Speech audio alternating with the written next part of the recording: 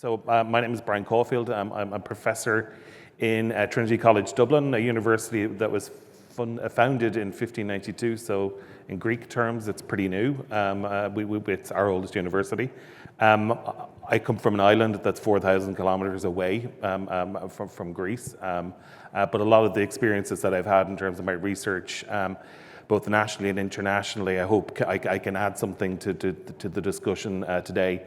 In one of my roles outside of Trinity, I'm editor of Transport Policy and an associate editor of Sustainable Cities and Society. These are two very large international peer-reviewed journals that push forward science in the area of transportation and mobility.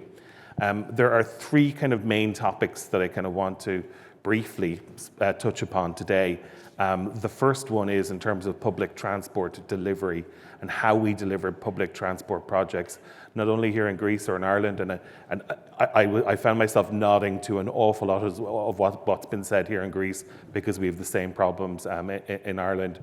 But the metrics by which we analyse and overanalyse public transport projects are not serving us well. Cost-benefit analysis is not an appropriate tool anymore to look at public transport projects, specifically when we try to think about incorporating climate and wider economic impacts into public transport.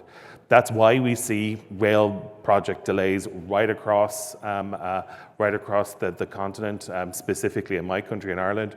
We have projects that have been delayed for over 20 years. And if we look to our neighbours in the UK, big projects like high-speed rail have been inundated by analysis, and you get this paralysis by analysis. So that means that we miss targets, we miss the delivery of infrastructure when it comes to public transport. However, we are very good at delivering roads, and we can deliver roads very quickly.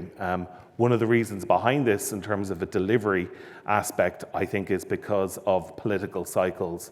Within a political cycle, that the minister that was here this morning, he can cut a ribbon or he can have an opening ceremony at a road project, whereas an underground metro line or a new light rail line will take up to a decade to deliver. So that's, I think, one of the issues. We have this over-analysis in terms of the political cycle, but then also in terms of the climate cycle. And going back to cost-benefit analysis, we do not incorporate properly the environmental impacts of investing in road projects.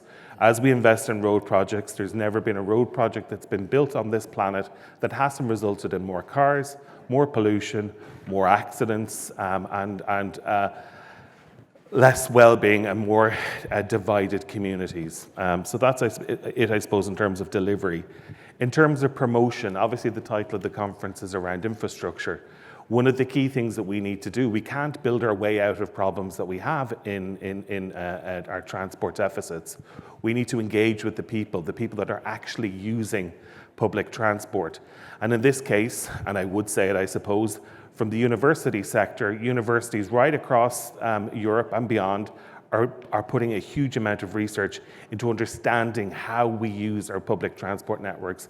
Specifically here in Greece, there are a number of institutes of research, which I'm sure will argue that they're underfunded, that are pushing the envelope, creating internationally cited research to understand how people and why people use or do not use public transport. So in the promotion of public transport, I think we need to invest much more in terms of understanding the user, and this could be facilitated through our university sector. And equally, the university sector is responsible for one of the things that was mentioned earlier about capacity and delivering the graduates that are required to transform our networks. The final point I want to talk about is future-proofing and how we look at our transport networks right across the continent. The Welsh Government have a Commissioner for Future Generations, and that position, in their role, they look to see what the impact is of a road or rail project, not just for us or our children or our children's children. They look to see what the future would hold by investing in whatever mode of transport and beyond transport as well. One of the things that they have recommended is that the Welsh Government stop building roads because they don't have the climate or carbon capacity to continue to build roads, given the carbon budgets that they're in. In terms of the In terms of the investment in rail networks right across Europe, it's great to see that, and it was great to hear the messages this morning from the Commission.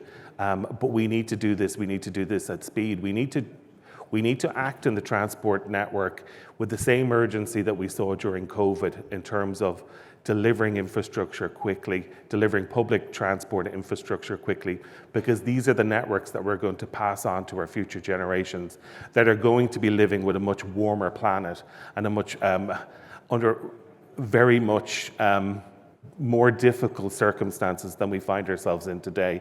By delivering this, or at least changing the rules of the game that they can deliver this, will give them a fighting chance to reduce the emissions that are required.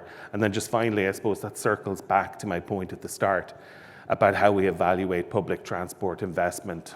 We're not doing it correctly. We're not doing it correctly. So for example, in Ireland, a small city, when public transport projects are put up against rail projects, rail projects are put up against roads projects, the road project will always win, because what that looks at is minimizing travel time. And I know the chair is trying to minimize my talk time as well, but that's one of the key things, and that's why the system, I think, is broken, but we can change it.